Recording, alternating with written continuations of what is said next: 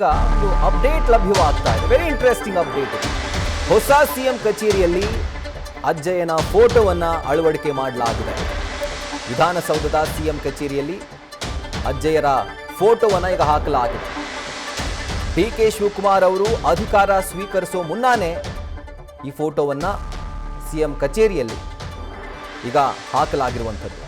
ನಮ್ಮೆಲ್ಲರೂ ಕೂಡ ಗೊತ್ತಿರೋ ಹಾಗೆ ಅತ್ಯಂತ ಬಲವಾಗಿ ನಂಬುವಂಥ ದೈವ ಅಂತಂದರೆ ಅಂದರೆ ಡಿ.ಕೆ. ಶಿವಕುಮಾರ್ ನಂಬುವಂಥ ದೈವ ಅಂತಂದರೆ ಅದು ನೊಣವಿನಕೆರೆಯ ಅಜ್ಜಯ್ಯನವರು. ಸೊ ಹೀಗಾಗಿ ಇನ್ನೂ ಪ್ರಮಾಣ ವಚನ ಸ್ವೀಕಾರ ಆಗಿಲ್ಲ. ಅದಕ್ಕೆ ಮುಂಚಿತವಾಗಿಯೇ ಅಜ್ಜಯ್ಯರ ಫೋಟೋವನ್ನು ಸಿಎಂ ಕಚೇರಿಯಲ್ಲಿ ಈಗ ಅಳವಡಿಕೆ ಮಾಡಲಾಗಿದೆ. ಇನ್ಫ್ಯಾಕ್ಟ್ ಡಿ.ಸಿ.ಎಂ ಆಗಿ ಡಿ.ಕೆ. ಶಿವಕುಮಾರ್ ಅವರು ಪ್ರಮಾಣ ವಚನ ಸ್ವೀಕರಿಸುವಂತಹ ಸಂದರ್ಭದಲ್ಲೂ ಕೂಡ ಅಜ್ಜಯ್ಯ ಅವರ ಹೆಸರಲ್ಲೇ ಪ್ರಮಾಣ ವಚನ ಸ್ವೀಕಾರ ಮಾಡಿದ್ರು. ಸೊ ನಾಳೆ ಅಜ್ಜಯ್ಯ ಅವರ ಹೆಸರಲ್ಲಿ ಪ್ರಮಾಣ ವಚನ ಸ್ವೀಕರಿಸಿದ್ರು ಕೂಡ ಸಿಎಂ ಆಗಿ ಯಾವುದೇ ಥರದ ಅಚ್ಚರಿ ಇಲ್ಲ. ತುಂಬ ಗಾಢವಾಗಿ ತುಂಬ ಬಲವಾಗಿ ನಂಬುವಂಥ ದೈವ ಅಂತಂದರೆ ಅದು ಅಜ್ಜಯ್ಯನವರು. ಡಿ.ಕೆ. ಶಿವಕುಮಾರ್ ಅವರು ಅತ್ಯಂತ ಬಲವಾಗಿ ನಂಬಿರುವಂಥ ದೈವ. ಸೊ ಹೀಗಾಗಿ ಅವರು ಸಿಎಂ ಆಗಿ ಕಚೇರಿಗೆ ಕಾಲಿಡೋಕ್ಕಿಂತ ಮುಂಚೆನೇ, ಅಂದರೆ ಪ್ರಮಾಣ ವಚನ ಸ್ವೀಕಾರ ಸಮಾರಂಭ ಇನ್ನೂ ಕೂಡ ಇಲ್ಲ, ನಾಳೆ ನಡೆಯುತ್ತೆ. ಅದಕ್ಕಿಂತ ಮುಂಚೆನೇ ಡಿ.ಕೆ. ಶಿವಕುಮಾರ್ ಅವರು ಈ ಫೋಟೋವನ್ನು ಸಿಎಂ ಕಚೇರಿಯಲ್ಲಿ ಅಳವಡಿಕೆ ಮಾಡುವಂತೆ ಸೂಚನೆಯನ್ನು ಕೊಟ್ಟಿದ್ದಾರೆ.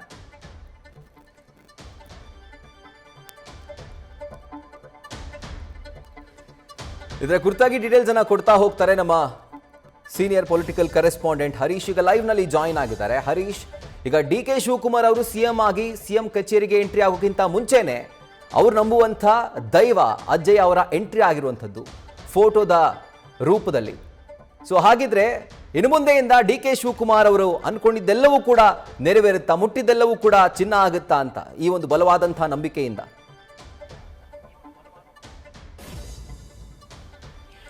ಸಹಜವಾಗಿ ರಾಹುಲ್, ದೈವ ಭಕ್ತರಾಗಿರುವಂತಹ ಡಿ.ಕೆ. ಶಿವಕುಮಾರ್ ಅವರು ನಾಳೆ ಪ್ರಮಾಣ ವಚನ ಸ್ವೀಕರಿಸ್ತಾರೆ. ಅದಾದ ನಂತರ ನೇರವಾಗಿ ವಿಧಾನಸೌಧದ ಸಿಎಂ ಕೊಠಡಿ ಅಂದರೆ ತಮ್ಮ ಕೊಠಡಿಗೆ ಅವರು ಆಗಮಿಸ್ತಾರೆ.